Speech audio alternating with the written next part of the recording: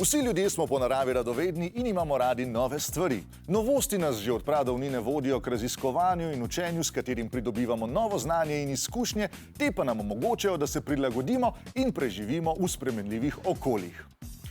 Očitno so filipšnivaški obrekovalci, ki vejo vse o vseh, samo logični korak v evoluciji. Novosti vplivajo tudi na naše hormone, natančneje na raven dopamina v naših možganih.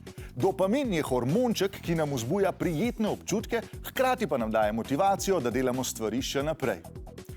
Včasih je šlo predvsem za nadaljevanje človeške vrste, danes pa nam dopamin ustvarja motivacijo, da kupujemo stvari, ki jih niti ne potrebujemo. No, pa še vedno je pomemben za nadaljevanje človeške vrste. Ker je zadovoljstvo ob novih stvareh splošno znano dejstvo, se tega znanja poslužujejo tudi oglaševalci, ko nam izdelke ali storitve predstavljajo kot nove in edinstvene. Vse, kar morajo narediti, je, da na telefonu izpostavijo eno ali dve novi funkcionalnosti, ki ne bi bili edinstveni, da rečejo, da je parfum del omejene izdaje ali posebne kolekcije, ali pa da starejšo knjigo zapakirajo v nov ovitek. Ampak na te prijeme padajo samo naivneži. Jaz kupujem samo stvari, za katere vem, da jih bom nujno potreboval zdaj ali pa enkrat v bližnji ali pa daljni prihodnosti. Če odmislimo obsesivno kupovanje, imajo nove zadevščine tudi cel kup pozitivnih učinkov. Ko pridobivamo neke nove veščine, recimo učenje tujega jezika, osvajanje novega glasbila ali pa treniranje mišic, za katere prej nismo vedeli, da jih imamo, prekinemo vsakodnevno rutino. Posledica tega je seveda zmanjševanje stresa, v katerem danes že vsi kričijo, tako da sploh ne razumem, kako je še naprej lahko tihi ubijalec. Izboljšanje mentalnega zdravja, na katerega ves čas pozabljamo, še posebej, ko pride sezona gripe in prehladov.